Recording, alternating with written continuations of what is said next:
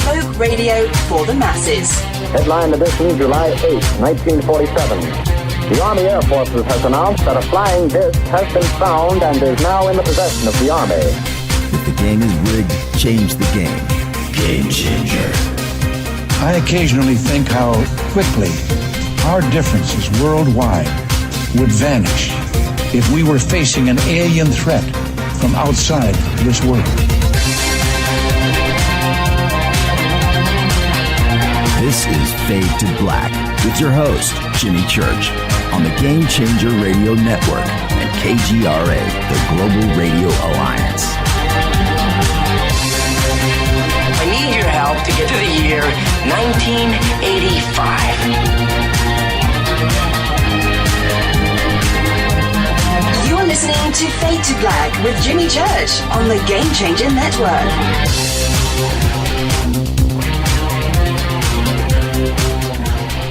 Good evening. Fade to Black. Bespoke radio for the masses. How you doing? How you doing? Today's Tuesday, November 19th, 2019. 323 days into the new year, just 42 days left. We are live from a bunker somewhere in the middle of beautiful downtown Burbank, California. And I would like to welcome everybody listening all around the world, all across the United States. Hither and thither, to and fro, back and forth, up and down, east and west, north and south, far and near. This is Fade to Black for KJCR, the Game Changer Network, and KGRA, the Planet. I am your host, Jimmy Church. What is cracking, everybody? How you doing? How you doing? All right. This is night 2 of our Open Lines Week here on Fade to Black. 4 straight nights of your calls and questions with some of the best and brightest minds of our community. Tonight, we welcome Travis Walton. Tomorrow night, Whitley Strieber, right here. Thursday night, Richard Dolan. That's a week. That's a full week right there. Travis Walton is back with us tonight. Very excited about this.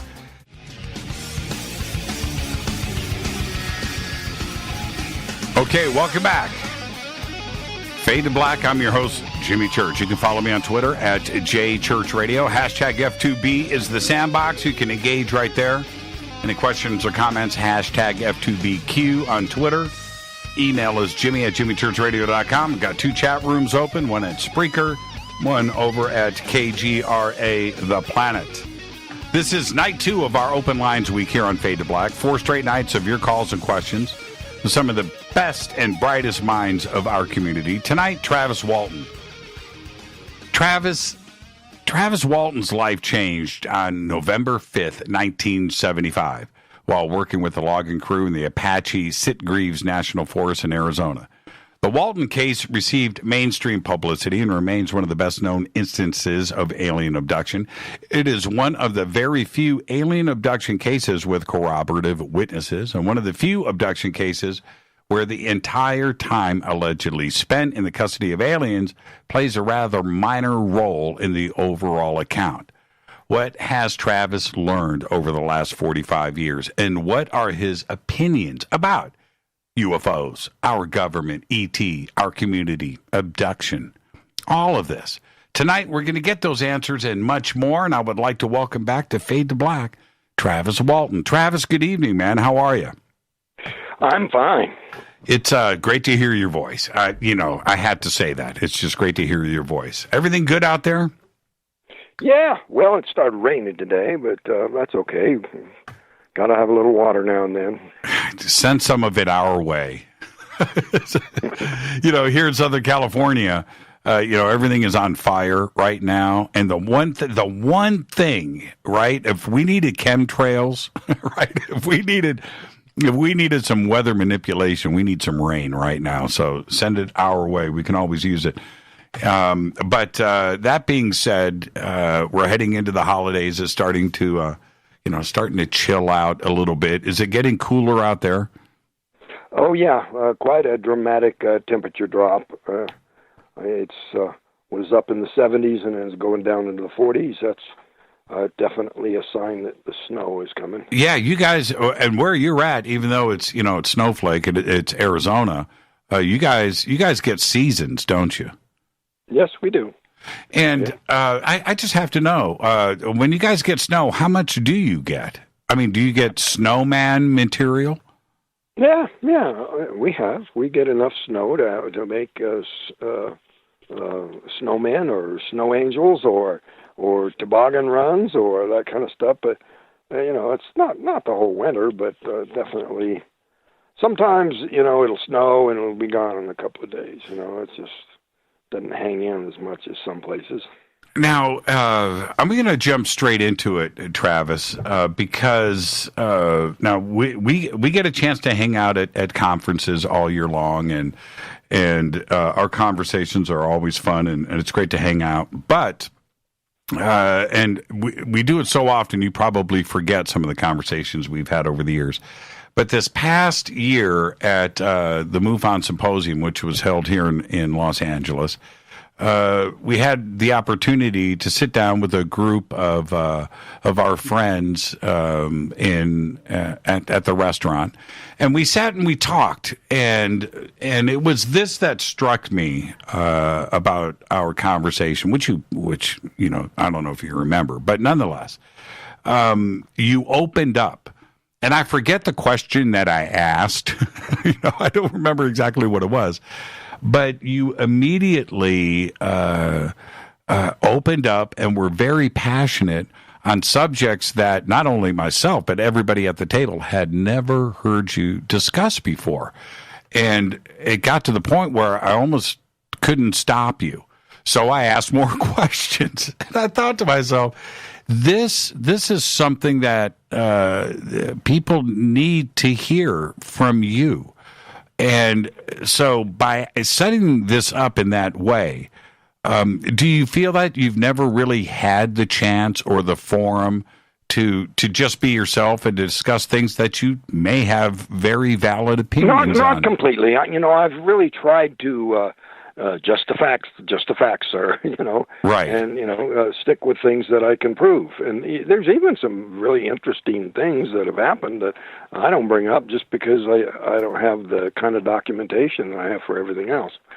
But I think some of the insight that I've gained in the last 44 years is relevant, and I'll stick with the labeling it my opinion, but still,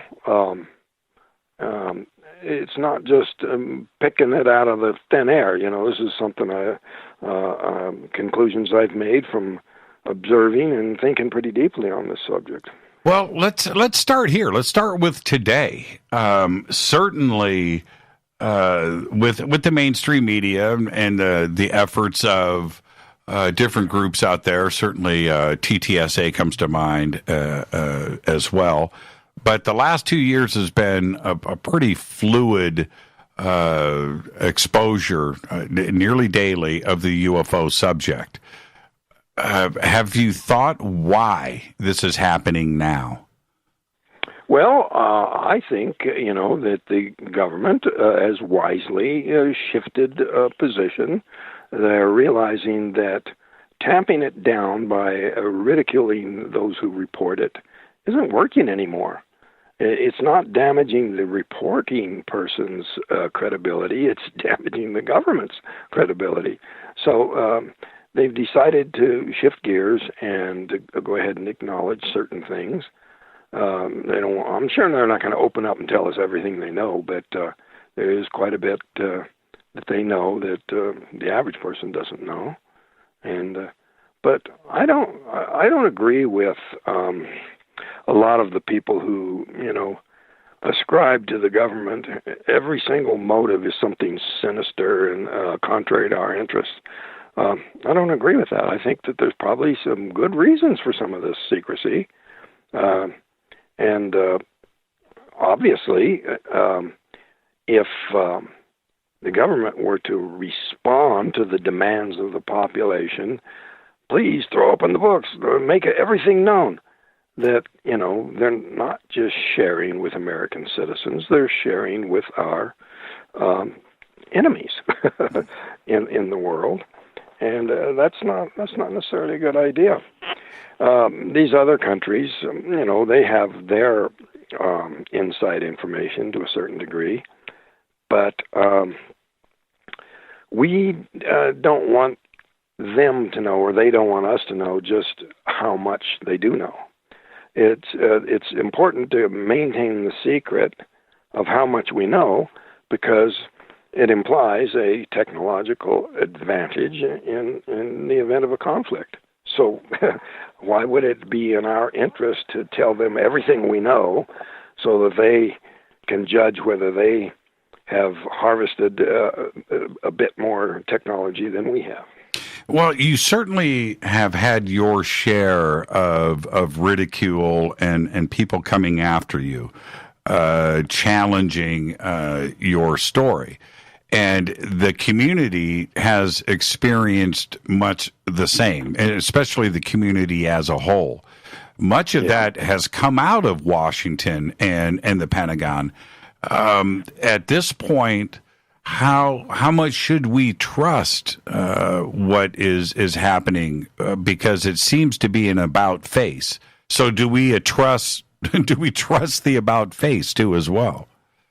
Well, I think, that most of the people in our government, they live here, they have children here, and I think most of them would like to see America survive and do well and be safe. And it doesn't make sense to me that they would align themselves with some evil group or nefarious plan or plot, because it's contrary to their own interests. And I really do think that there's, until we find out otherwise, and I'm sure there's plenty of people who will hasten to enlighten me about just how evil they all are and how the plot to take over the world is imminent. But I don't agree. It's just simple reasoning to say, look, these entities have been coming here for a very, very long time.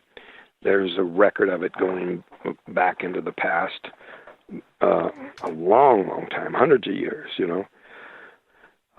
Primitive people have recorded encounters and things that can only be understood in terms of this sort of visitor. So my thinking is that if they wanted this planet exclusive of humans, that we'd never know what hit us. It'd already be done. They've been here for so long, and the technological advantage that they have over us is so great that you explain to me what would they be holding back for? They're going to drop the bombs, the big boom someday soon. But meanwhile they're staying hidden. I don't agree. Well, it's a simple thing to say that if that was the agenda, you and I wouldn't be talking right now. It's really that simple. Done deal. It'd be over with. And as far as any overt, definite, we don't have cases of these craft blasting destructive rays or in any way, doing any kind of overt and incontrovertible example of attempts to harm us. Sometimes things get misunderstood.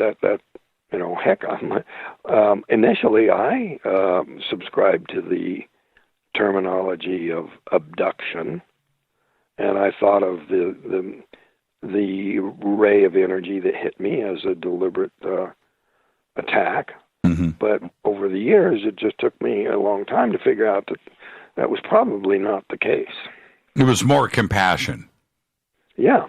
I mean, not the ray. If I did something very risky, very unexpected, and got myself hurt, and the only entity in a position to help me or rescue me was them. The nearest hospital was an hour away. Then there's another element to this, and although that I agree with much of what you're saying right now, but there's this other message that seems to be underlying over the last couple of years on CNN and on Fox and television and so forth from the Pentagon that it's a threat. It's a threat. We need to concern ourselves with that, and that word threat has been the prevailing vibe that has been projected. Why? And you know why? Yeah. Because if you're trying to get tax dollars to go somewhere, right. You got to scare people. I mean, if you just says let's just look into this thing because it's an intriguing curiosity, you're not going to get cooperation nearly as much as if you scare people and tell them, look, they're getting ready to take us all over. And would your message be overall that we don't have anything to fear?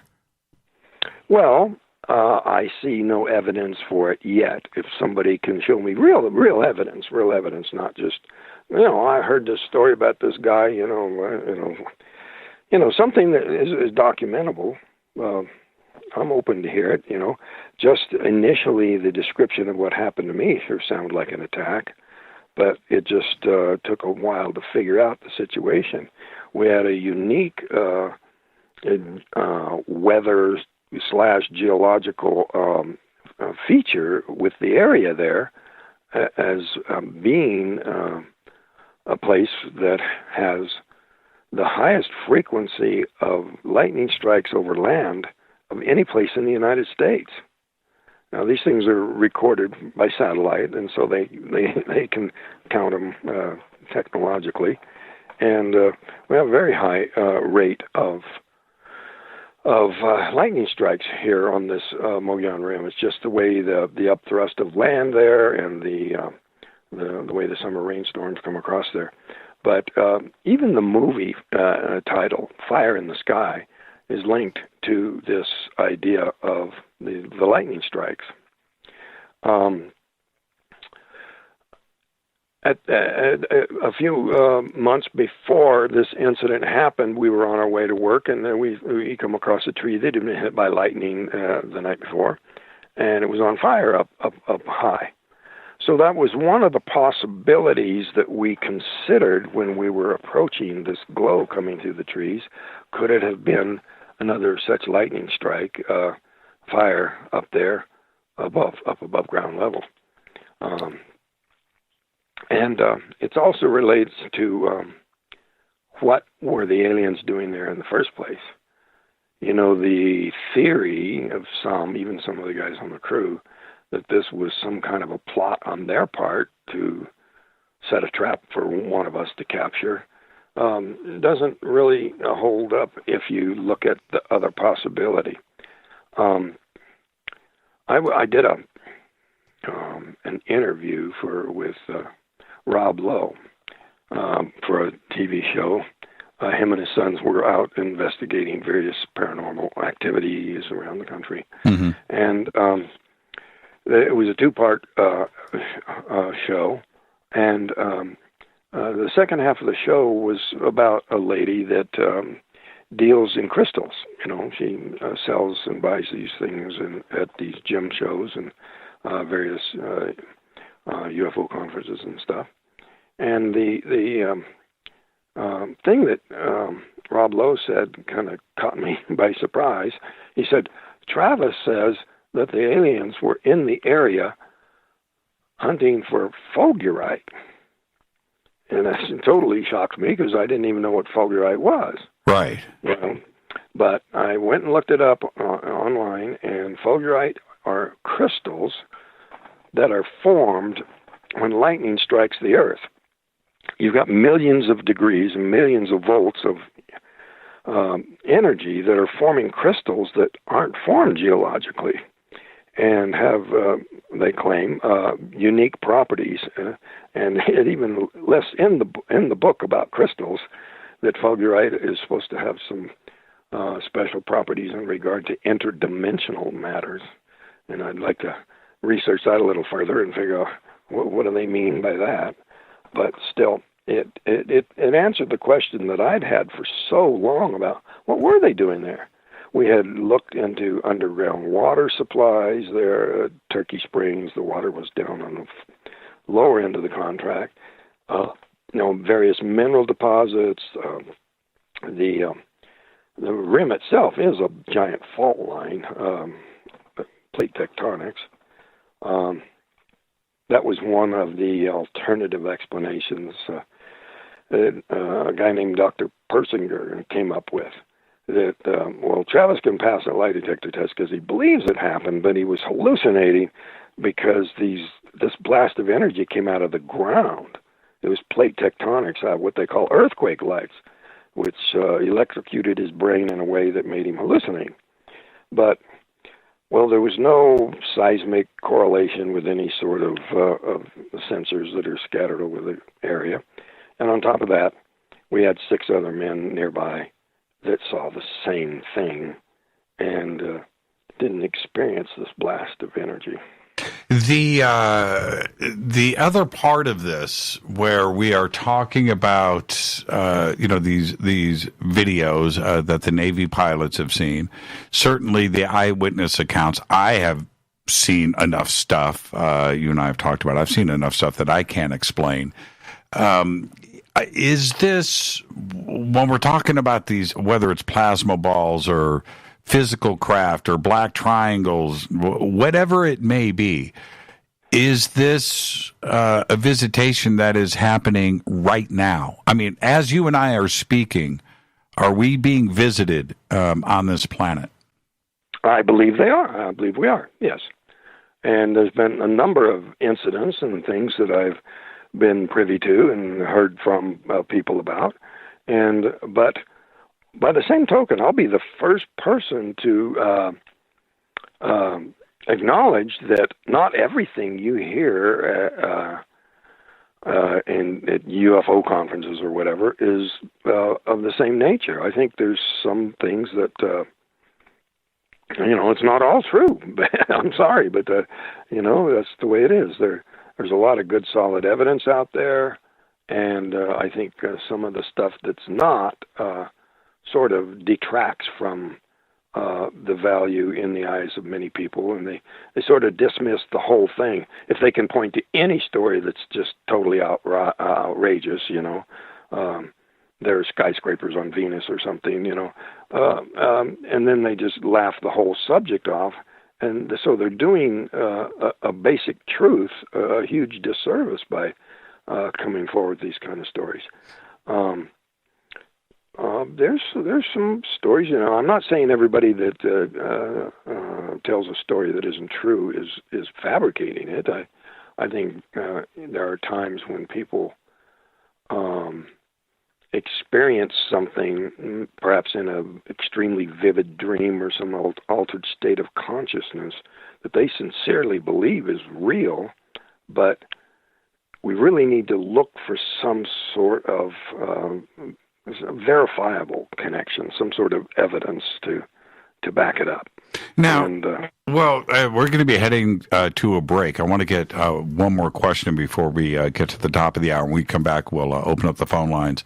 But when we talk about, real contact and the possibility of abduction and face-to-face encounters, there are so many, probably millions of people that have spoken about this. I don't know how big the number is. But what I'm sure you've thought about this and have looked into it because of your own experience. What do we do with that? Is it some kind of crazy mass psychosis, shared dreams? No, not necessarily. I think there could be a core reality here that I'll explain when we come back. But the other side of the coin about, look for something verifiable, look for something the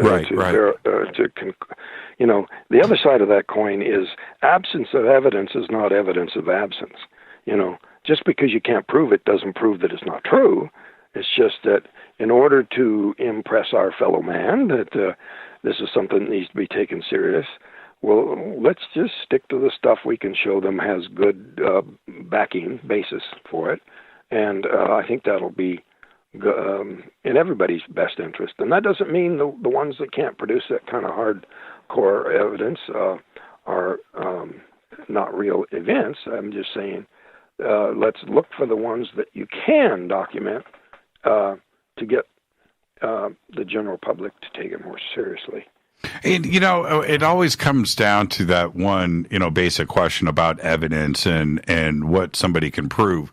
And this is what's strange to me, right? Somewhere out there is a planet with a spacecraft that arrived and they got off and went, so check it out. We got Travis Walton's shirt. Well, I'll tell you what. Well, I'll tell you about it when we get back. Well, yeah, and that's the one thing that skeptics or debunkers or whatever will always come forward and say, well, what have you got? What were you able to? What was and that question, when it comes to me, it doesn't change my experience, Travis. Yeah, well, here's the thing. These are people who act like this is absolute. This is what I have to have in order to believe something. Now, wait a minute.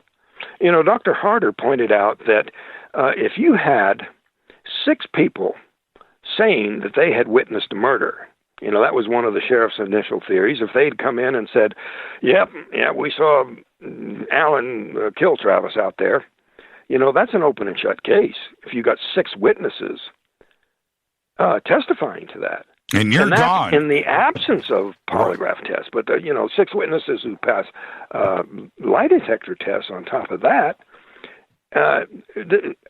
it would be accepted if you were discussing murder. I mean, this is a death penalty case. You're going to put somebody to death on the basis of the testimony of 6 witnesses.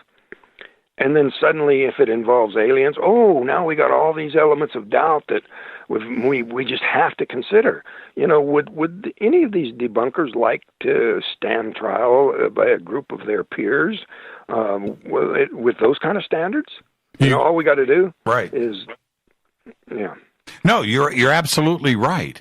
And that was the one thing about the way that it played out on that first night and the interrogations that were going down at the bar.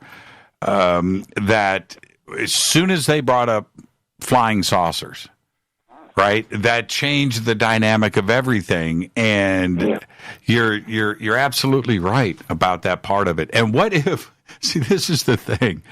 What if you didn't come back? Well, I think somebody would have been under suspicion of murder for maybe even gone down for it. I don't know. Right.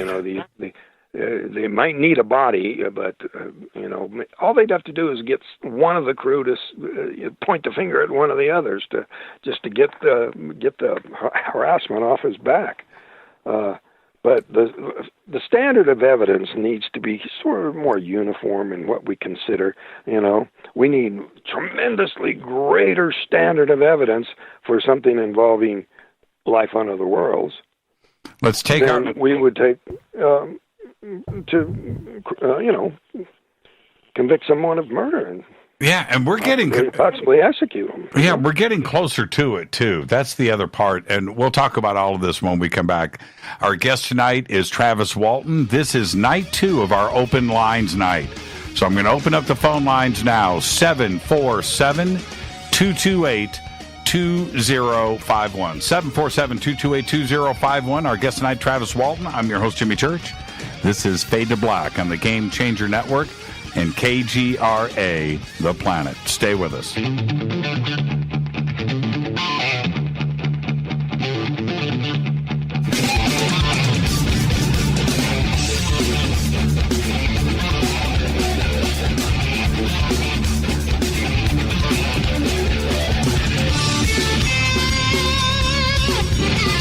All right, welcome back. Fade to Black. I'm your host, Jimmy Church. Tonight is night 2 of our open lines week here on Fade to Black. Tonight, Travis Walton. Tomorrow night, Whitley Strieber. Thursday night, Richard Dolan. An amazing week here on Fade to Black. Tonight, it's Travis. And Travis, right before the break, we started to talk about abductions and direct contact with all of these accounts. And you said you had a theory. Yeah, well, one of the first things that skeptics ask is why don't they just land on the White House lawn and say, "Here we are, Mr. President"? Well, there's a good reason not to. And here's the deal. They could do that. What do you think the consequences would be? We've already had examples where these sightings near the White House or military installations provoke some rather panicked reactions, violent response, actually. But I don't think they really have anything to fear from us. I think their avoidance of giving us anything conclusively proof of their presence is part of the plan. It's for our own good, though. It's not nefarious. It's not like they're hiding from us because they have some sinister plan to take over the earth. I think it's very similar to what science fiction created with the so-called Prime Directive or non-interference directive. It's analogous to the early explorers sailing across the ocean blue. In almost every case where a more advanced culture encountered a less advanced one, it amounted to the destruction of the less advanced culture. And it's not helpful. As much as we would love the idea of free energy or some cool new technology, it's not to our benefit for that to happen. That kind of technology can easily backfire. It's the equivalent of the aliens saying, "Here's a brand new box of matches, now go play." Right. We haven't handled some of the technology that we have is a little bit ahead of our wisdom. And that's what I think the aliens are waiting on, wisdom. Some common sense, some development that we, at any moment, if we chose to, display that to them, that we do have the ability to treat each other better, treat the planet better, those kinds of things that we, sort of unimpress them by going into in the other direction. Certainly, and that's the one message that we could understand. Right, that's something that we absolutely could relate to. Technology or the answer of life or the universe. These are technologies and an understanding that would be completely beyond us. And yeah, well, astrophysicist Michio Kaku made a remark during an interview. He's saying, people keep imagining that these civilizations might be a few hundred years ahead of us, but they could literally be hundreds of thousands or millions of years ahead of us. Right, right. And when you think about that in terms of just about everything technological that humans have is a few hundred years old. Prior to that, the best we had was fire. Right. And so, and then the technology that we've developed in the last few hundred years has been very destructive of the planet, of each other, and certainly it's not their idea of helping us to give us better ways to harm each other or the planet. I wanted to ask you this before we get to the phones, and everybody that's on hold, stay right there. We'll get to everybody. Is this, you did encounter an advanced culture.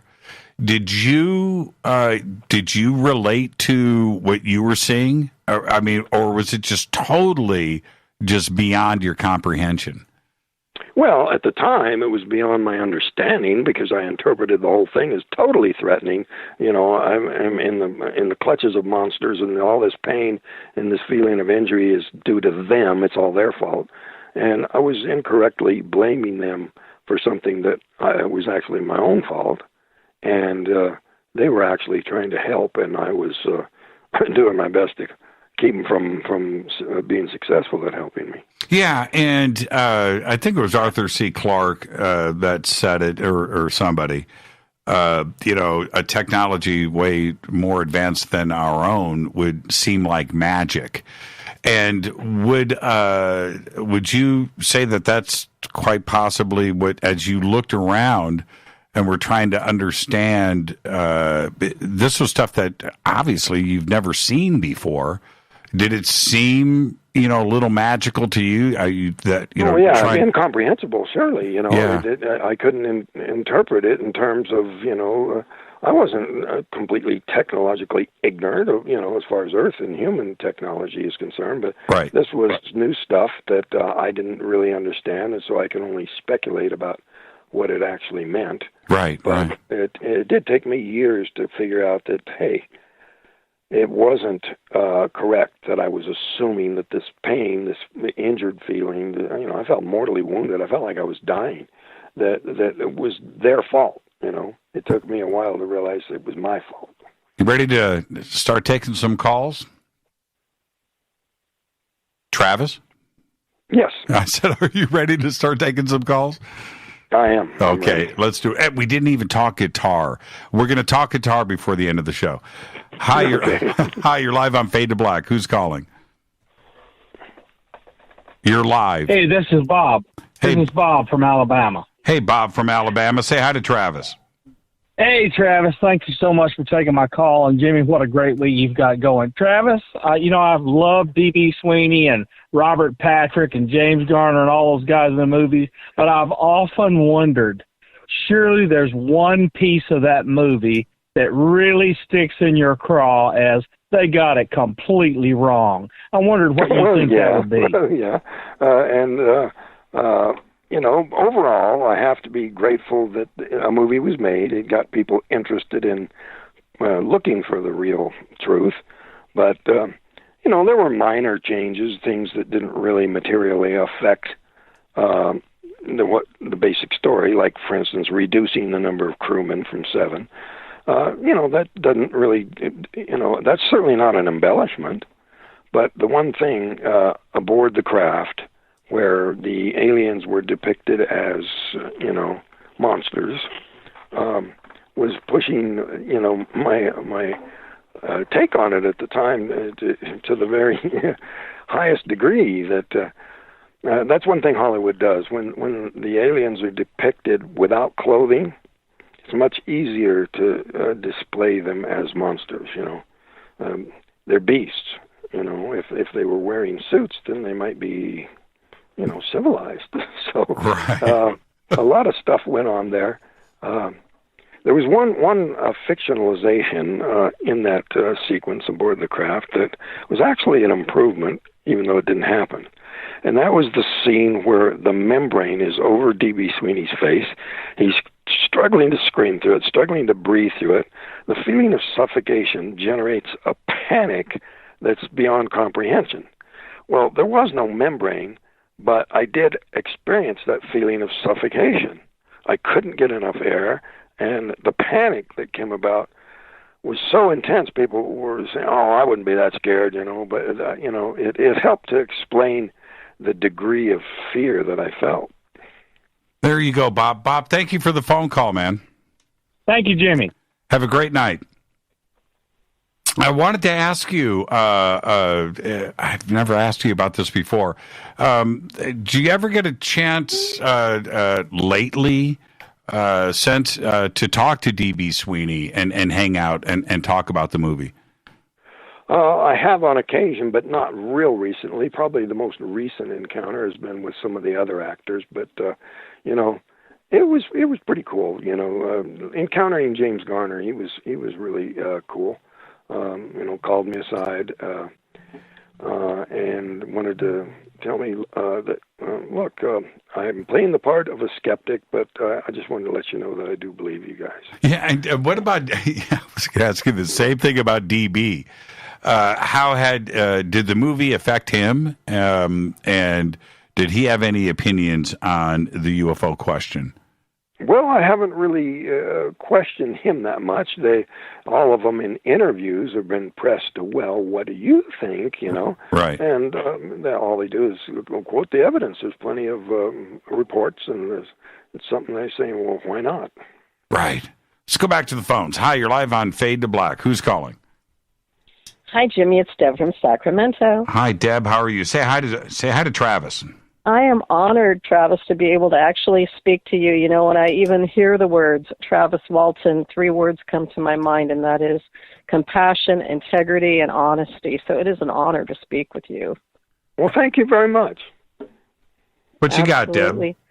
Well, my question is, after all these years since your experience and everything that you know and you've learned, did that experience change your worldview on God and what happens to us after we die? Ooh, well played. I think that's a question that I have encountered quite a number of times.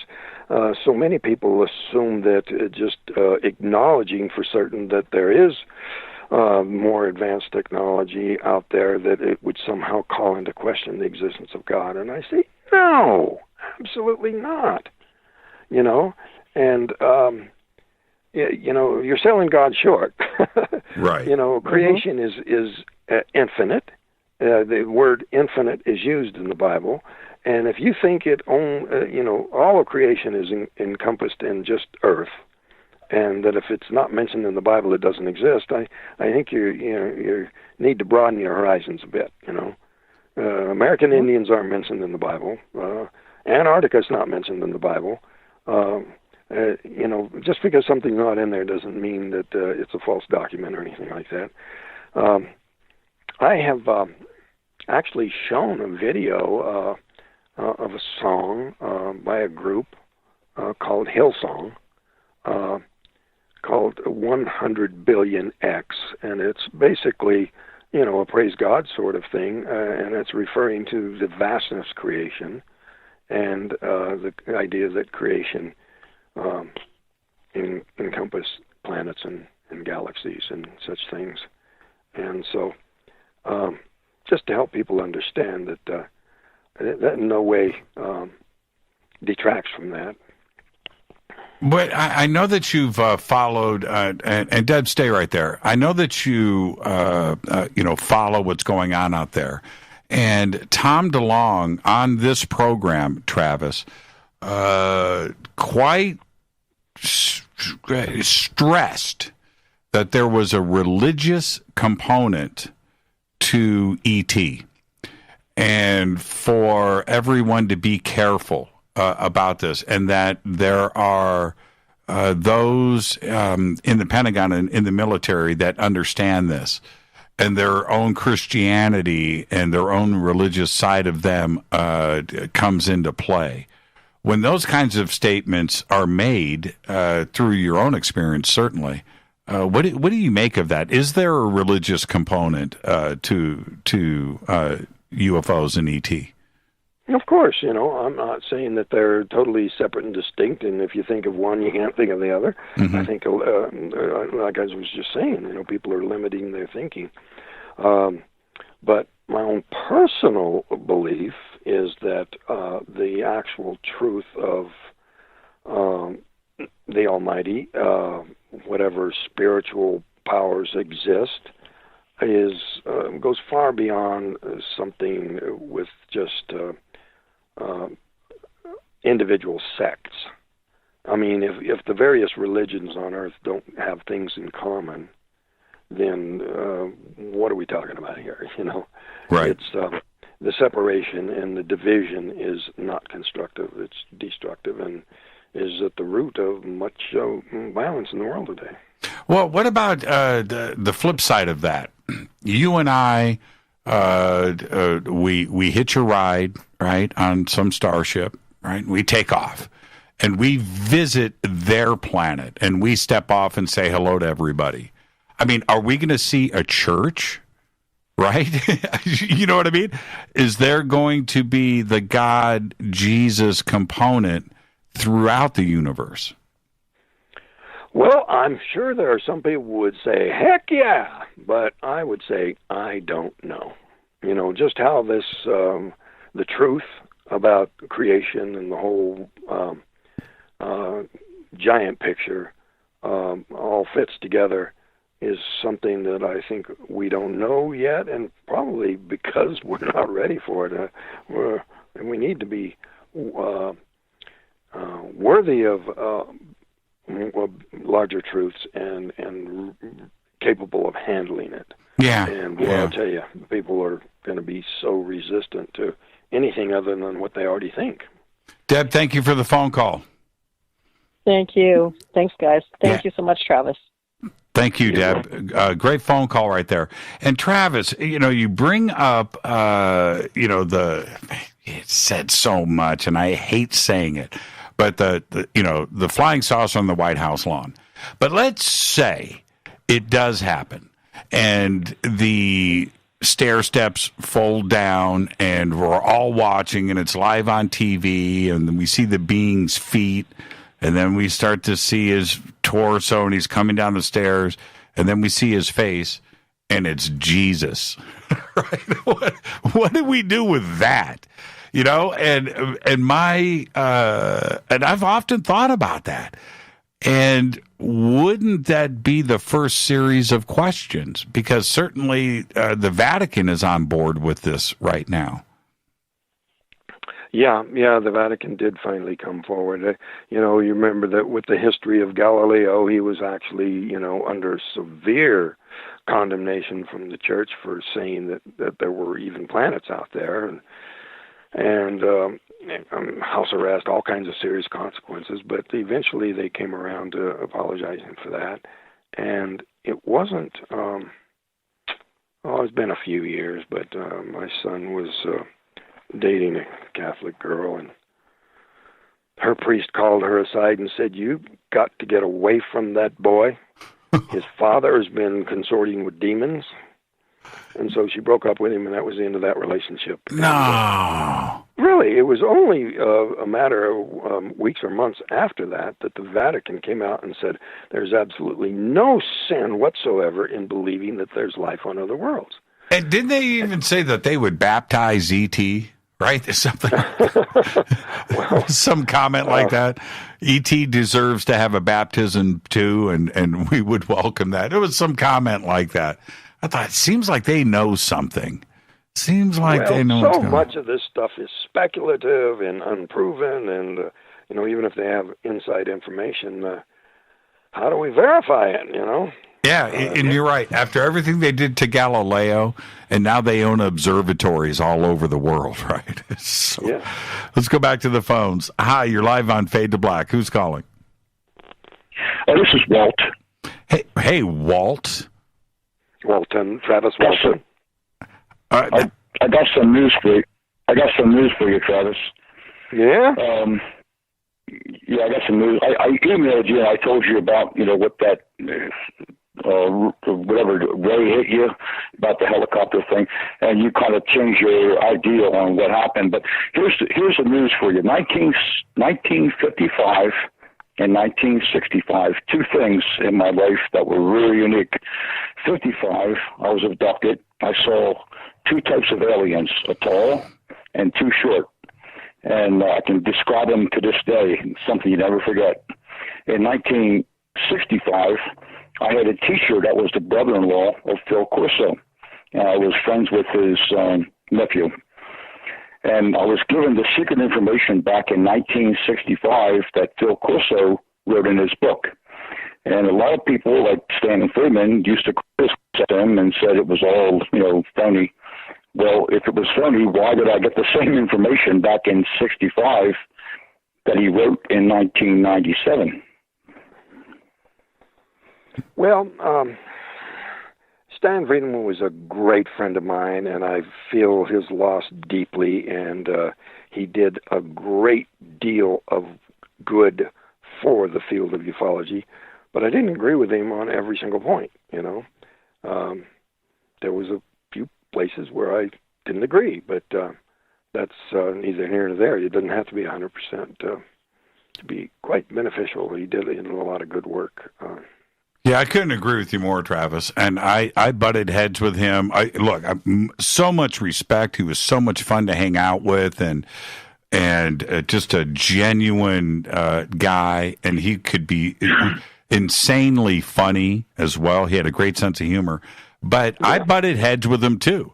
And I was so intimidated, I chickened out, Travis. I just backed up. Well, he's got the credentials. We don't. Yeah, exactly. But, I give him lots of credit for, he was one of the few researchers who actually came to Snowflake before passing any kind of judgment, visited me in my home, visited the site, spoke with all of the crewmen, did physical examination of things, and further, the various theories that the debunkers threw out there, he dug up evidence that showed them to be raving maniacs and idiots and fools, because there was verifiable data that they should have uncovered if they were seriously investigating this, rather than just coming up with a conclusion and scrambling for looking for some way to justify it. Right.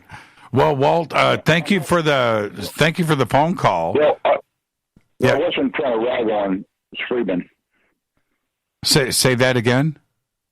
I wasn't trying to marginalize, demonize, or discredit the man and his work. I do like what he did. He did a lot of good. I was just upset when he criticized information that I got firsthand many years earlier. And the other thing, Travis, what the aliens look like. I can still describe it, and I don't know if you have ever done that or not, but I can tell you exactly what the little ones look like and the big ones. And I wasn't sure which one. Well, I'll tell you what, there's probably far more species than anybody. Some people say, there's 15 species in visiting the Earth. No, there's 27 species. How would anybody know such a thing? Right. Their visitations are so clandestine that, I don't think anybody knows the total, and it probably changes day to day. I think that's kind of an irrelevant point. But one thing I disagreed with Stan about was he was basically saying this guy can't be telling the truth because he wasn't in the phone book, the government phone book. And I said, no, wait a minute. Absence of evidence is not evidence of absence. If they wanted to keep somebody's employment secret, then one of the first things you do is not publish a phone book with their name in it. Yeah, we've got to take a break. Hey, Walt, thank you for the phone call. Thanks, Jim. Yeah, thank you. You bring up, I've got about 30, 45 seconds, but you bring up one of my favorite points, Travis, that there are a trillion stars in our Milky Way, right there, just a trillion, a trillion planets, which says to me, just with that crazy number, there are millions of civilizations out there. And and a large chunk of that knows about planet Earth. Yes.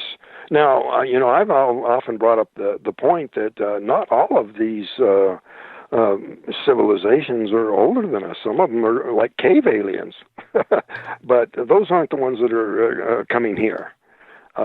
They're every range of development from very primitive to extremely advanced, with technology and science and knowledge and intelligence far beyond anything we can even imagine. Yeah, and if we had the opportunity, to go interstellar and go to a planet that is in that evolutionary stage, what are we going to suddenly show them what a smartphone is and how to build computers?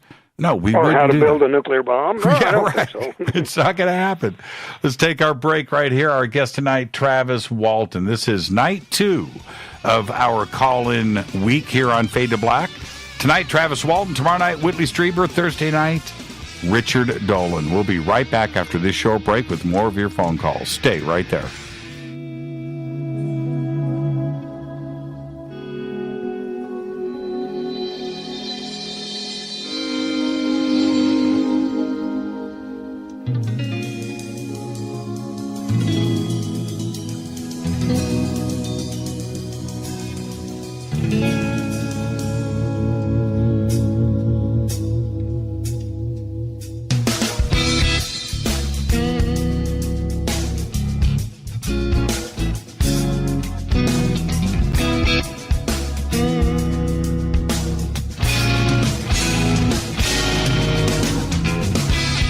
back. Fade to Black. I'm your host, Jimmy Church. Our guest tonight, Travis Walton. Open lines all night long.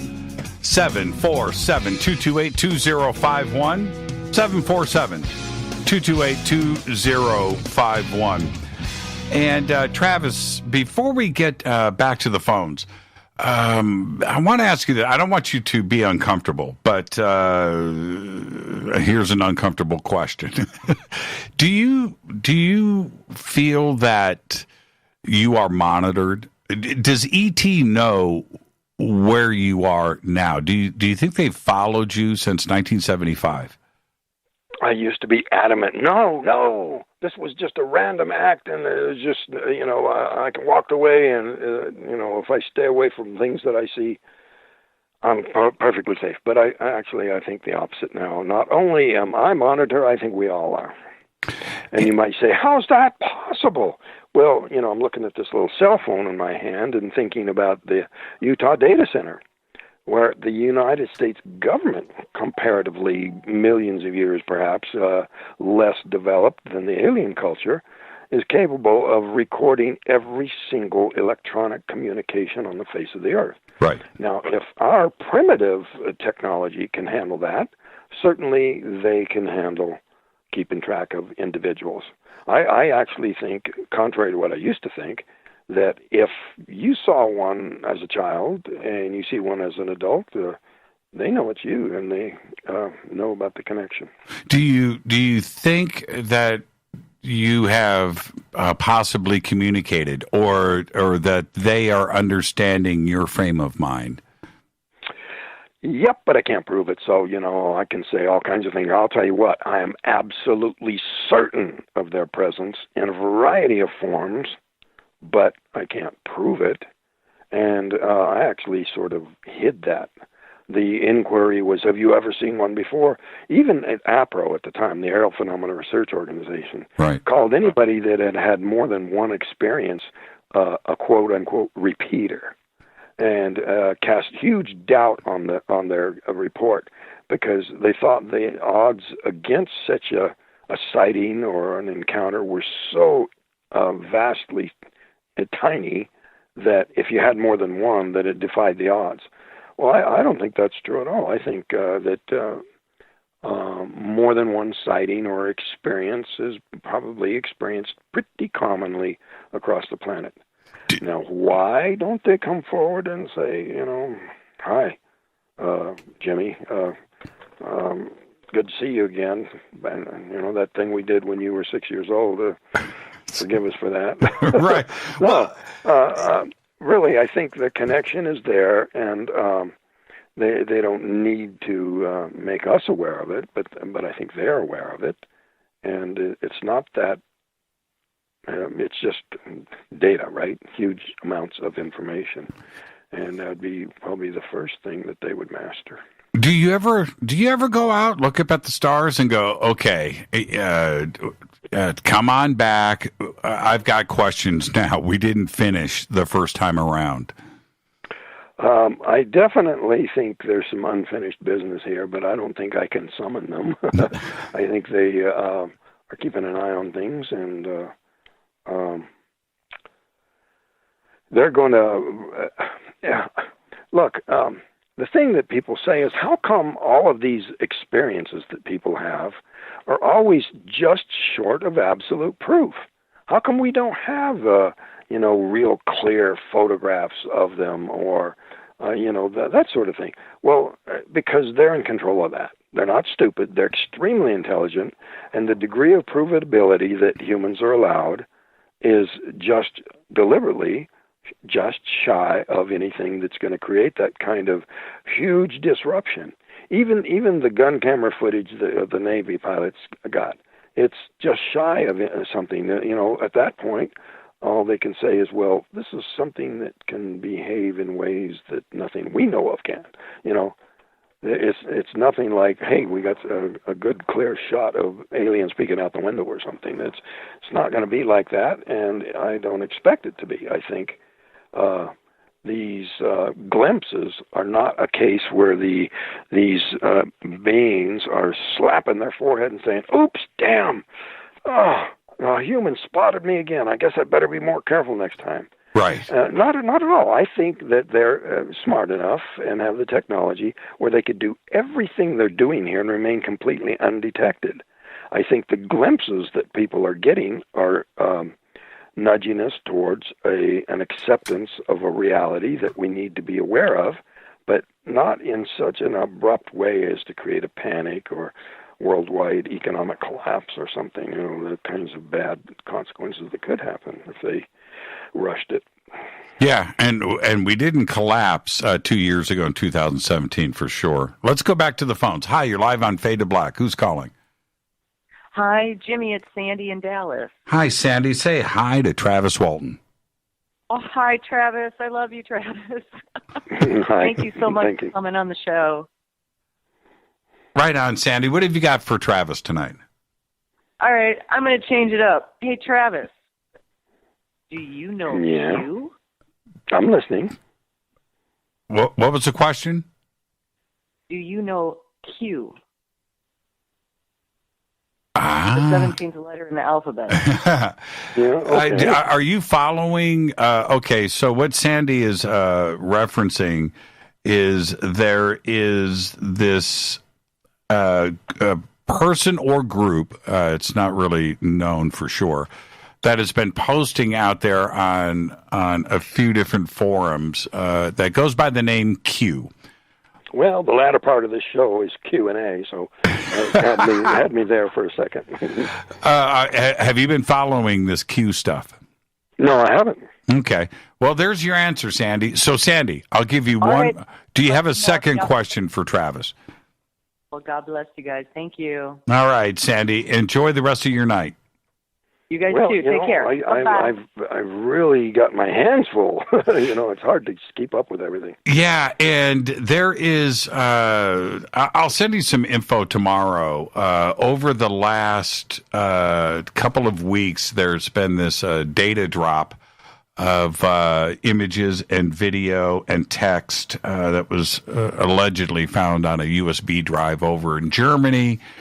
We've got the files now, and some of the videos have been posted, and it's very interesting. That's all I can say. Is this the biggest UFO story of the century? I don't know. Is this a game that's being played? I don't know. But there's a lot of data that we're going through now. I'll send you some more on that tomorrow. Let's go back to the phones. Hi, you're live on Fade to Black. Who's calling? You're live. Oh, me? Yes. Are you talking to me? Yeah, you. Yes, you. Oh, hey, I'm Neil. Rubber Show, buddy. How you doing? Hi, Neil. How are you tonight? Oh, man, I've been working on the elements. I'm doing that scientific research. I found out some stuff about cotton seeds, and coffee. Coffee works like salt, man. You pour that stuff around your car and stuff, them darn spirits can't stand it, dude. Okay, Neil. Well, I drink a lot of coffee, so I'm always in the safe zone. What do you have for Travis tonight? Is he a UFO guy? Travis Walton? Yeah. Neil, you need to get some sleep. No. Well, look. All right, I just called in. I saw his freak calls, and I wanted to talk to the guy, but I'm sorry I don't know much about him. That's okay. But I'm doing the Open Eye Project. I'm the one that sees the invisible dimensions. Maybe I could ask him a question about why am I the only one doing this research? It seems like there should be more of us doing it. Well, you're not the only one. There's lots of people doing it, and there are many people who make fun of us who are doing this kind of research. But it comes with the territory. So, roll with the punches. Yeah. Neil, you got to go with what you believe in, man, and never stop. Oh, I'm fighting. Look, I figured out I bind demons all the way to Mars, dude. This Halloween, I found some demons, and I tied them up behind their back, dude. I'm fighting a war. And look, they got this darkness. I want to talk to you about it. The elements I was working with, when I started burning the darkness, the spirit started saying in the dimension, it says, the darkness is burning, and a bunch of them started saying, burn, burn, keep on burning the darkness. So with my consciousness, and I was using the elements, I figured a way to burn this darkness, okay? And it's working. Okay. So, well, I'd like to talk to you about it another time. Absolutely, Neil. Yeah, I was talking to Eric. I said, Darren, Eric, I was hoping Eric would try to get me on your show, you know, be a guest or whatever, because, look, I found out some great stuff, and I'm fighting a battle, dude.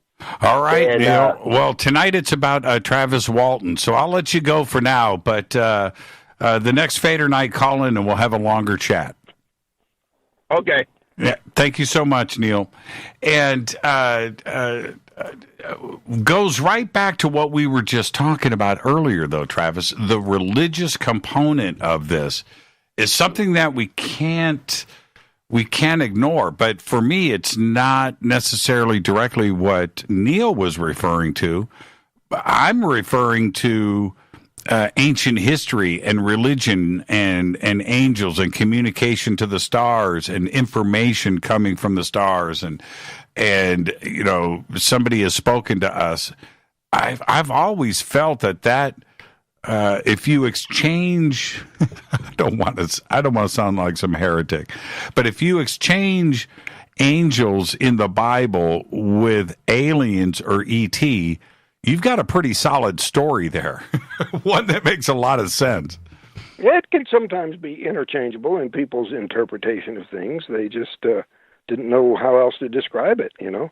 Even the early Native Americans didn't call them aliens. They called them the sky people. And it's just, you know, what you have to figure it in terms of what you know. Yeah, because, you know, 2,000 years ago, if you're in communication with something like that, some ET being, you're not going to go back to the village and try to explain to them ET. You might be burned at the stake. Right. You got to go with God. I just met with God, and he said, well, okay, then there won't be any panic in the streets. Let's go back to the phones. Hi, you're live on Fade to Black. Who's calling? Hello, Jimmy. It's Eric, the Awakening Man. Hey, Eric. How are you? Say hi to Travis. Hello, Mr. Walton. How are you, sir? I'm fine. We've had the opportunity to meet a few times. You'd probably recognize me if you saw me, but I want to ask you two questions. Take your time with the answer. The first question is, in that moment, that going back to 74 or 75, when you got out of the truck, and this, I'm just going to call it this energy that came from this source, whether it was a craft or whatever, it came and it knocked you back. Yeah. Okay. Now looking back now, you have the discernment and the hindsight and everything that you've been able to learn. Why do you think that? Why do you think that that was a conscious source? It seems to me that whatever it was that fired that energy at you, I don't even know if fired is the right word, but directed that energy at you, it was conscious, and it did that for a reason. Why do you think that was? Well, that's a leap that I made at first, but I no longer go there. You know, I think that this energy discharge could have had something to do with me getting too close and just being something that would ground the energy.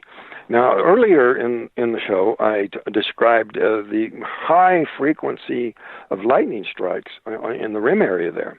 Well, this high energy, I mean, it's been so high that I've actually seen what looked like lightning coming out of a clear blue sky. I mean, it's a charge that's there. Now, just what if the craft itself generated some sort of an electromagnetic field that triggered a strike, and this blast of just simple lightning hit the craft, and me being the next closest thing to ground was a secondary discharge. So some kind of a freak accident, possibly injuring or killing me, and nobody can fix it but them. Nearest hospital's an hour away. None of the crew knows CPR, and it was more of a rescue than an attack. That's the impression I got. And I mean, I've been researching for about 4 years, and I'm not going to tell you this because I'm trying to make you feel good, but I honestly haven't met anyone that's come close to that's as believable as you are. Not even in the same ballpark. And what I wanted to ask you is, May 3rd, 2018, I was listening to you talk on a radio show. It was about 6:30 at night. I was driving from Arizona to California. I was going to go to Joshua Tree. This is going to be a real quick story. Took a right on Kelbecker Road, went into the Mojave Dunes near Kelso, and I pulled over 7 miles in because I was losing cell service, and I wanted to hear what you were saying. And I saw this object, and Jimmy knows this story. I'm going to say it was about 40 feet around. It was about 100 yards away. It was in the sky. It was still light out. It was reflective. It looked chrome to me, but the reason why I even tell you this story is because when I saw that in the daylight, I became convinced that the phenomena was real. That's what it took for me to get to the point where I wasn't abducted. I didn't have any missing time, but I became a believer. And so I went on a research tear, and I came across this guy, Eric Mitchell, and I got to talk to him quite a bit on Facebook, and he allowed me to interview him. And he did mention that he spent some time with you. And I'm wondering, Are you comfortable talking all about that experience and your time that you spent with him and what you thought about his story? Because it seems like not a lot of people know much about him, but I think his story, to me, feels very genuine. Can you comment on that at all? Yeah. And, he's had some lasting effects that really ought to be checked out. I mean, it's right there. Researchers can see it for themselves. So I think his case is particularly interesting. But, I've seen things a number of times going back to my childhood that make me absolutely certain that the phenomena is real. Now, it's not impossible for somebody to convince me that it's not really aliens, it's the government pretending to be aliens. That's not impossible.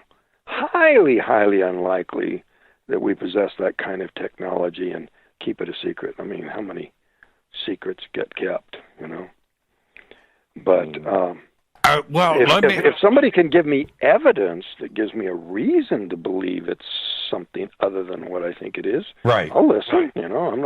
I don't begin with a conclusion. That's what the debunkers do. They start with a conclusion and then look for ways to justify it.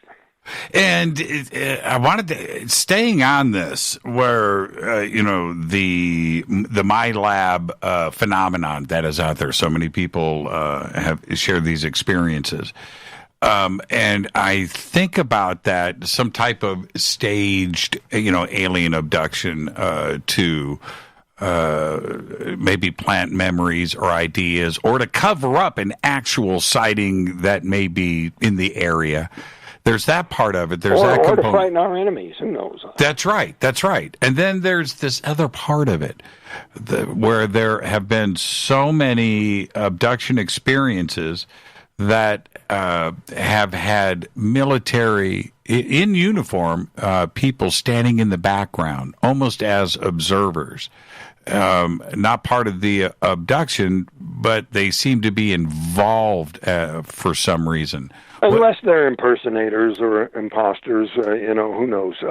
And if there is some sort of a thing that's created by the government, it doesn't remove the possibility that there's another real phenomenon totally aside from them. It doesn't have to be one or the other. Just like many of the explanations, sometimes even some of the explanations the debunkers grab a hold of, but they act like, well, I've solved the entire mystery if I can prove any one case is really a meteor or satellite falling from the sky or whatever. Each case stands on its own, and you don't judge the entire phenomenon on the basis of any single case. Well, while I have Eric on the line, let me ask you this. Is there a case out there that even for you raise an eyebrow and go, okay, you've got my attention? Is there one that stands out for you? Oh, yeah, certainly. But I can't go down the line and start picking and choosing. I say, well, how about this one? How about that one? And then, the ones that I don't say yes to, then I've just, it gets kind of complicated. I've tried to stay away from passing judgment on cases that I haven't investigated personally, and that's all of them. Right. I've been so involved in trying to, research and do regards to my own case that, I've really gotten my hands full. There's some really exceptional cases, and there's some really bad ones. Let me tell you about some of the bad ones. I won't be specific with identifying individuals, but there's 2 or 3 individuals who are coming out, and all of a sudden they're saying, I was inside the government. I knew the whole damn thing, and here I'm laying it all out there. Section this, column this, organization this, alphabet soup labels. But these 3 or 4 different people that know the whole story, not one detail is the same for each of them. So I go, okay, all right. Maybe they're all true, but it certainly doesn't add support for people to be saying that I was inside, I knew all this, I was privy to the details of the which department was in charge here, which authority ruled this, all this kind of stuff, and they don't agree with each other. It's just a question. Well, is there before we head to the break? For you, I am sure that there are details still with your own experience that you haven't shared. And I understand that I'm not asking for those details. But people come up to you all the time and share their experiences. Have you had that moment where somebody is telling you about what has happened and they say something that only you know? Where you pump the brakes and go, oh, holy crap, okay, I need to pay attention here. Has that happened? Yeah, there are cases like that, that I guess you'd call it ringing a bell. But, there are cases where ring true with things that are familiar. And, but like I say, I'm not going to list them chapter and verse. I got a whole litany of descriptions on belief, not belief, and disbelief. We have to define our terms here. If I believe X, that means I hold it to be true. If you ask me if I do believe it and I say no, that doesn't mean I disbelieve it. I just haven't put it in the category of one that I know to be true. And a lot of people don't understand that at all. They think, what? Oh, you're splitting hairs here? It's kind of like a court verdict, where they say this guy's verdict was innocent. Well, this guy's verdict over here is not guilty. Now, what's the difference? Well, there is a huge difference. Innocent means the government found out that you couldn't have done it. You were in another state, or somebody else did it, whatever, or the crime never occurred, whatever. That's innocent. But not guilty means that the state was unable to have sufficient evidence to reach the level of something that you'd call proof. And it's a whole different thing. And in either case, the person walks free, but they're 2 different things altogether. So when people say, do you believe that? And I say, no, that doesn't mean I'm disbelieving it. It just means I haven't, adopted it into the truth box. It's a different box. Right. And I wanted to ask you this. I've been looking forward to this conversation. We recently had Calvin Parker on the show. And I'll say it out of the gate. What a great guy. What a great personality. His feet are on the ground. And I think he's very honest and genuine. His particular experience was brief and doesn't have the hallmarks of spectacular and fantastical. It was just very brief, and it happened, and he's laid it out there. And I'm sure you're very familiar with Calvin, but what do you make of Calvin and his experience and how he came out of the other side?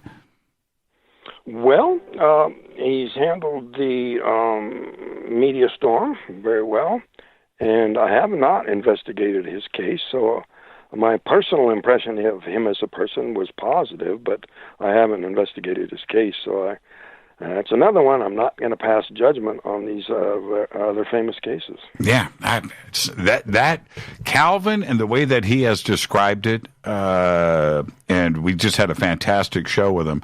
That happened.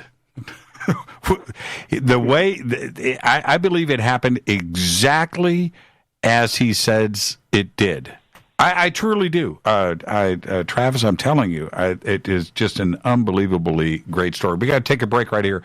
Eric, thank you. And by the way, Travis, Eric is my apprentice. In about 3 or 4 years, he's going to have his own show. Thank you so much, Great. Eric. Enjoy the rest of your week, man. Thank you so much. Thank you, Travis. Have a good night. You too. Thank you so much. And our guest tonight is Travis Walton. This is Fade to Black. It's night 2 of call-in week here on Fade to Black. Tonight, Travis. Tomorrow night, Whitley Strieber. Thursday night, Richard Dolan. Of course, we had Billy Carson yesterday on Monday. This is Fade to Black. More with Travis and your phone calls when we come back. Stay with us.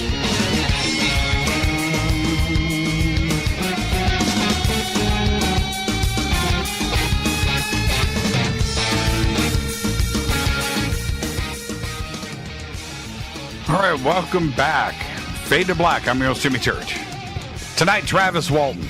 Open lines all night long. 747-228-2051. We've got one segment left. And, Travis, I wanted to throw this out. Do you feel chosen? Oh, no. I don't think of myself as special at all, or chosen or singled out or anything. I'm just the guy that got too close. So. Just the guy that got too close.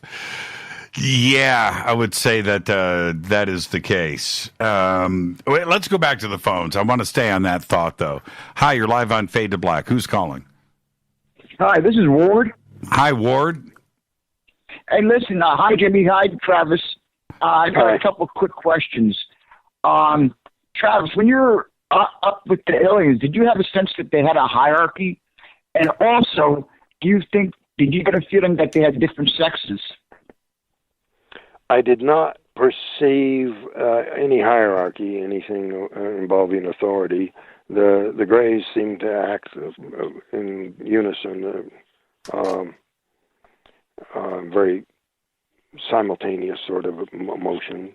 The humans look to be typically male and female, but I didn't detect any sort of insignia depicting rank or any of that sort of thing. I didn't see anything that would suggest to me authority, but not to say it didn't exist. I just didn't see it. But there was a female that you've described many times in the past. Yeah. These people were physically attractive, great physical shape. There you go, Ward. Thank you so much for the phone call. Yeah, absolutely. And I remember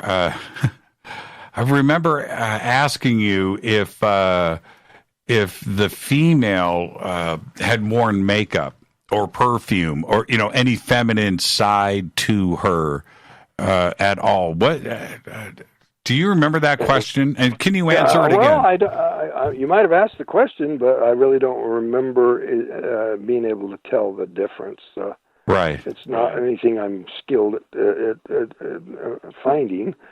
She could have been without such enhancements, or if she had them, they were not so overdone that I would have noticed. But sorry, I was in too big of a panic, screaming my head off, and beside myself with fear to be minutely examining their appearance. Yeah, and the female identification part, was it because of her facial features, hair, body, feminine body parts? What? All of the above. Yes, all of the typical human society signals were there.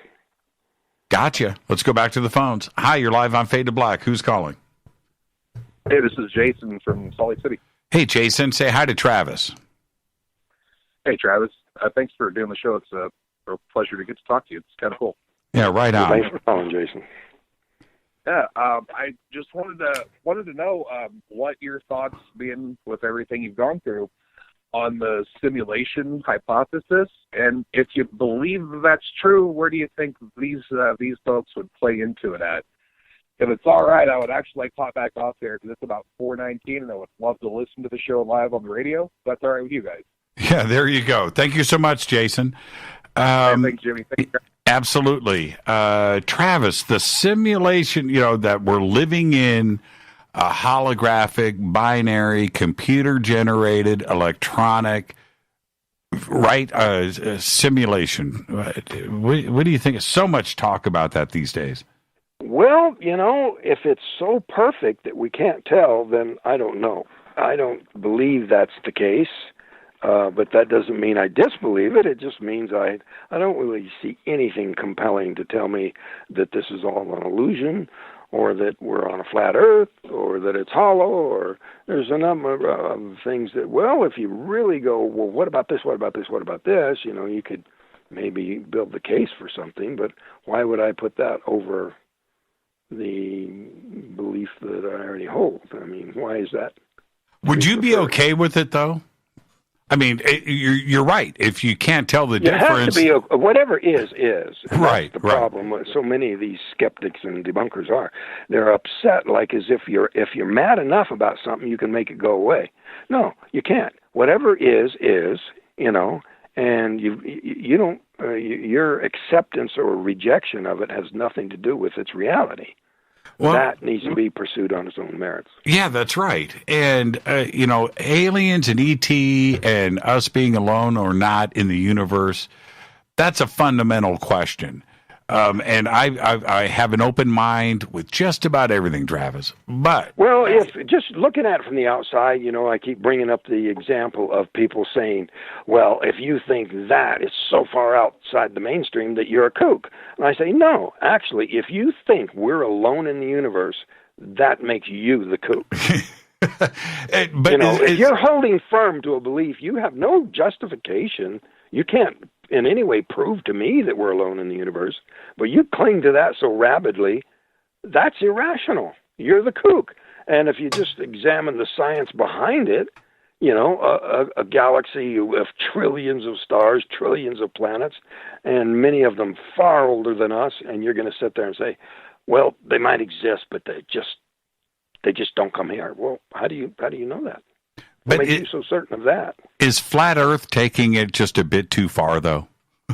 Yeah, I think that's taking it a bit too far. What do you make of the flat earthers out there? Are they doing it just because they want to debate for sport?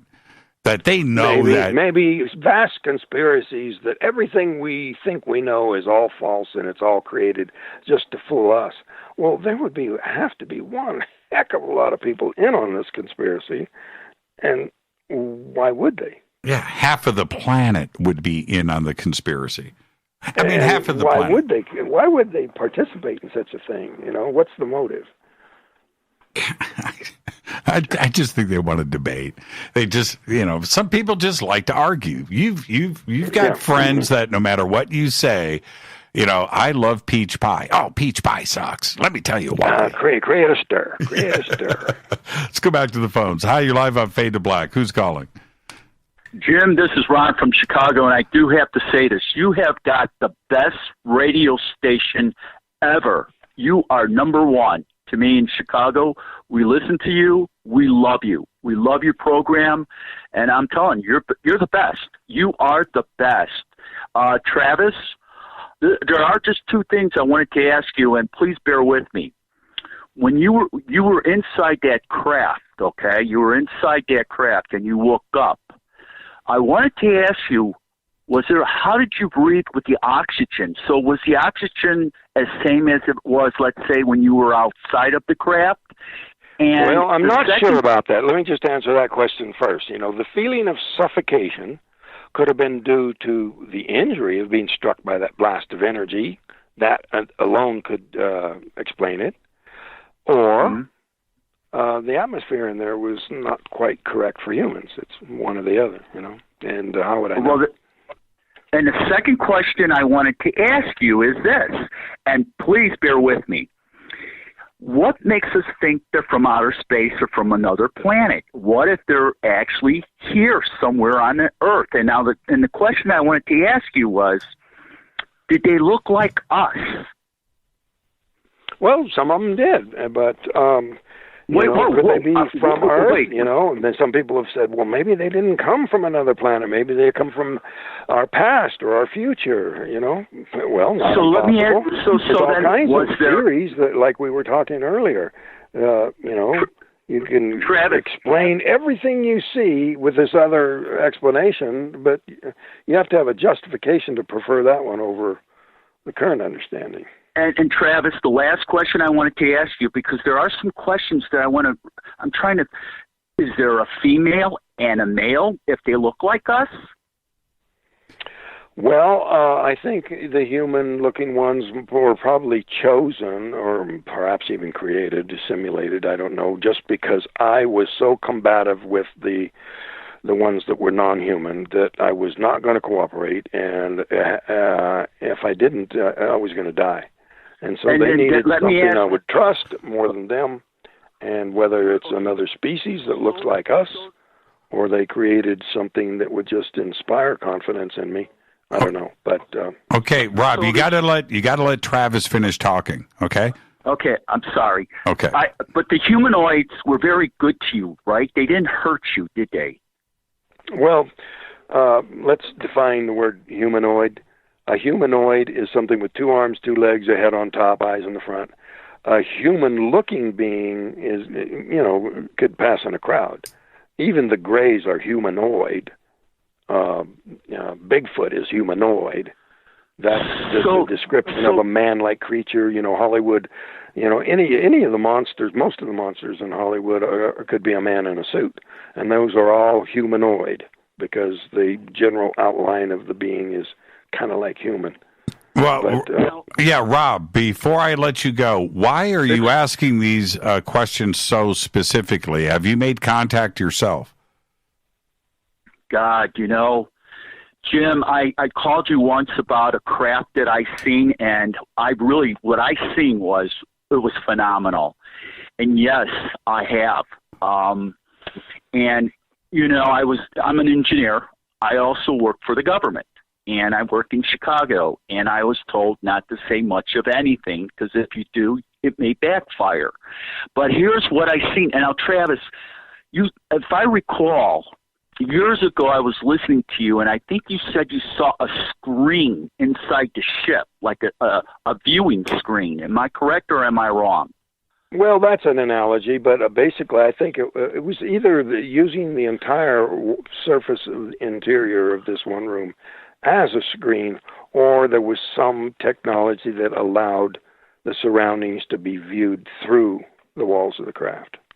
Well, I never, this is the honest truth, believe me or not, but I am telling you the truth because I do take drug testing every 2 months of my job for drugs and what have you. So I do get tested, and I don't drink alcohol, I don't take drugs or what have you. But I will tell you this: when I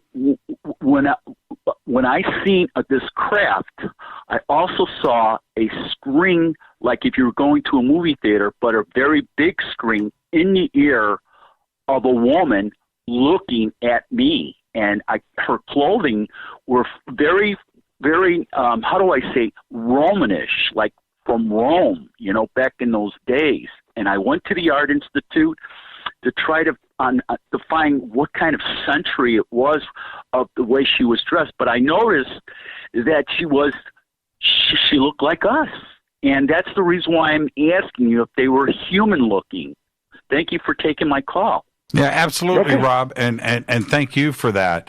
That part of it, Travis, I actually cleared out the phone lines, so I can maybe squeeze in one more call, 747-228-2051. But is this, if E.T. is observing this planet, no matter what the civilization is. They certainly know all about us. We give them enough information with our bad radio and TV signals going out there.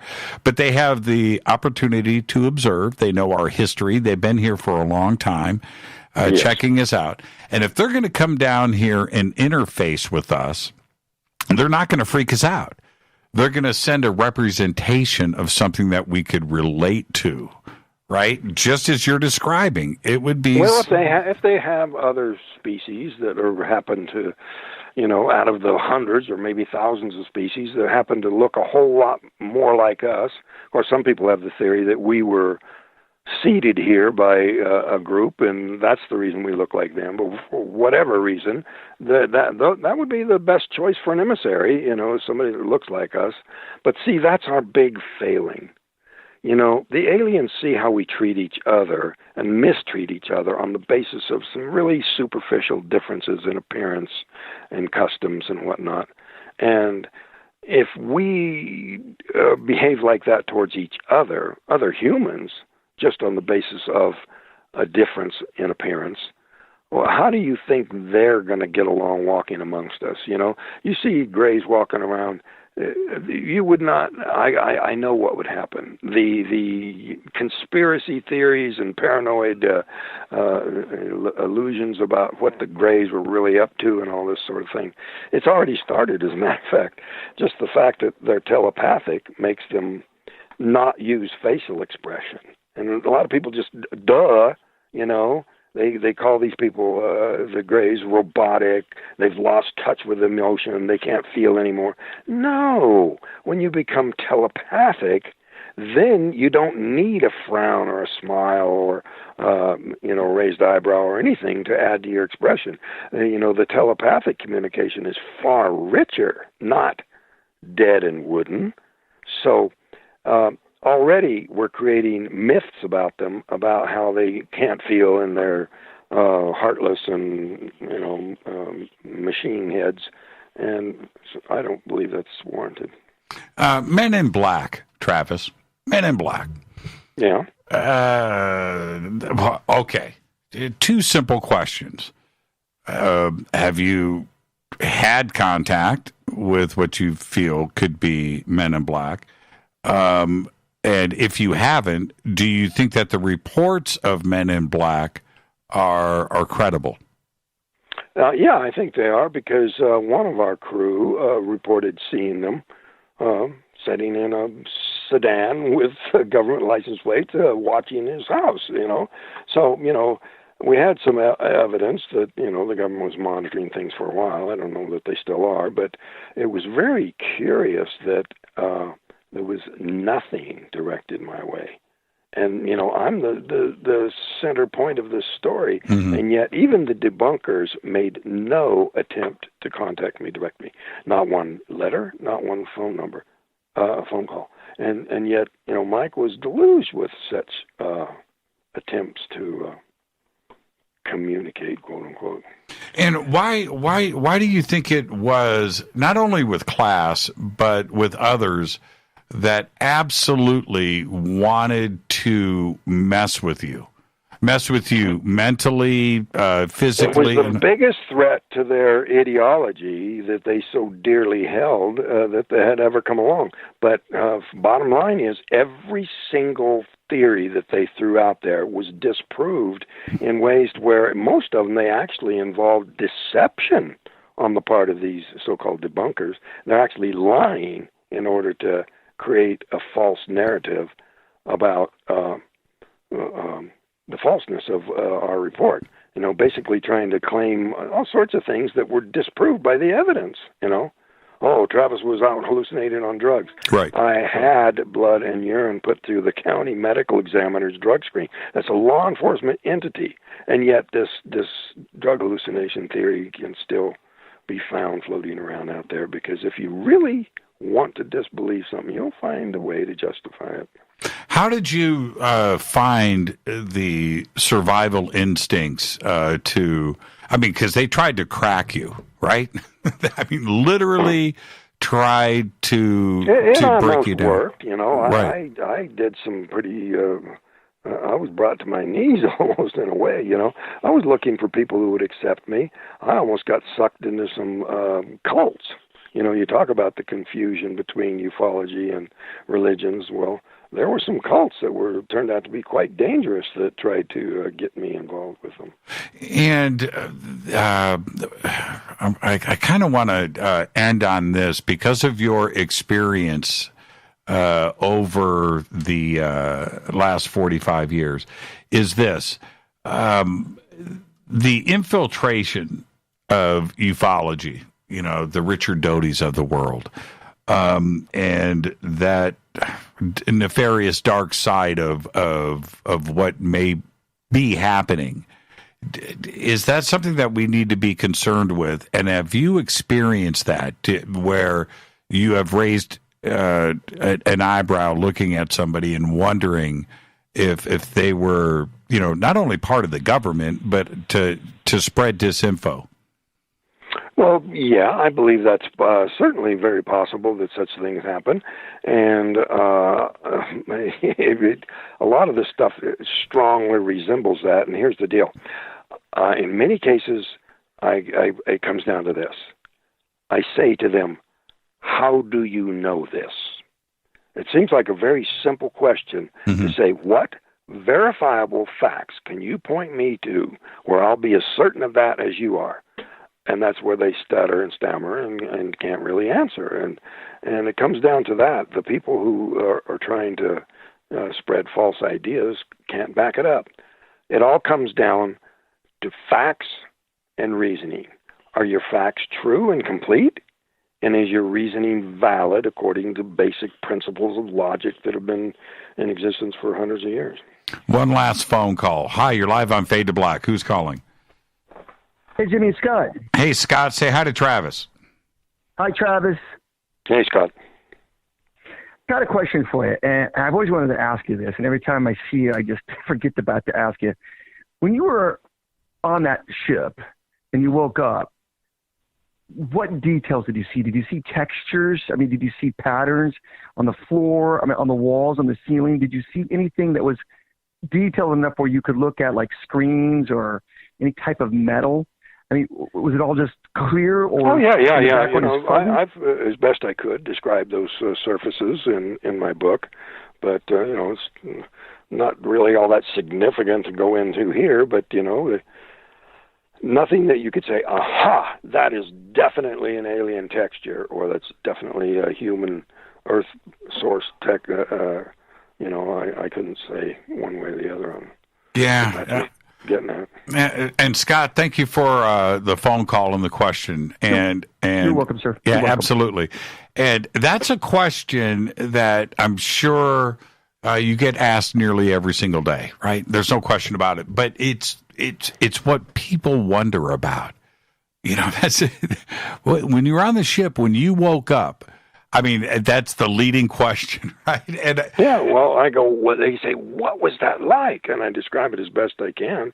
But, you know, I don't think that the description is really so outside of anything recognizable that I'm going to be able, you know, create for them a visual image of something that you just couldn't imagine, you know. They're all just, you know. Did I hear a guitar? Are you? Yeah, you have you. It's sitting in my lap. That's what I'm talking about. Okay, before I let you go, the question that's on everybody's mind. There's been some chatter. The possibility of a remake or another version of Fire in the Sky. Any truth to these rumors? Yes, there's quite a bit of truth to these rumors, and there's actually a number of entities that are interested, and it's all up in the air. Okay, so to coin a phrase. Well, right on for that. And where are we going to see you next? I'm just going to be at Phoenix MUFON in December 7th. That's my next thing. Okay. And then you know, the season kind of slows down during winter. And then 2020, are you going to be out there all year? Yeah, I got lots of stuff lined up and a lot of invitations to which I haven't replied. So, but the place to check it all out is at traviswalton.com, my website, where I try to keep my schedule current. Yeah, and we've got the links right there at jimmychurchradio.com. It's travis-walton.com, but we've got the links right there at jimmychurchradio.com. Travis, great conversation tonight. Thank you for hanging out with us, audience. And again, for everything that you have done for myself personally and this community, we all thank you. Thank you, Travis. Well, thank you. Thanks for having me. You know, there's dozens of documentaries out there. Some of them are quite exceptional. And of course, my book. You know, you can order that through my website. Yeah, and Jennifer's documentary to this day was so well done, and being able to pull everybody together. It's just tremendous, and yeah, an hour and a half of very exceptional interviewing everybody, all of the crew, the sheriff, actors, just a whole lot of detail that nobody else had. No, and to see it, finally, all compiled, but it's the way that her direction and the way that it was put together. It's one of the best documentaries out there, period. So she was great. Yeah, I was lucky that she was doing the thinking and didn't have anybody pulling her strings, and it turned out very, very exceptional. Jennifer Stein, and that's what you get, right? You just hand it off and let her do her thing. Oh, yeah. Uh-huh. Absolutely. It's the Travis is the name of it. I would never name it myself, but she did. I'll give her that. Travis is the name of the documentary, and it's On Wings Production. You can order her stuff from her. Thank you so much, Travis. Enjoy the rest of your night. Go and play some guitar. All right. I will. Thank you, Travis. Yeah, good night. Travis Walton. What a great conversation. And again, the links for Travis's site, traviswalton.com, are right there at jimmychurchradio.com. His book, and certainly Jennifer Stein's documentary, Travis, is a tremendous viewing and highly recommended. This is Fade to Black. I'm your host, Jimmy Church. I'm going to swing back after this short break. Stay with us.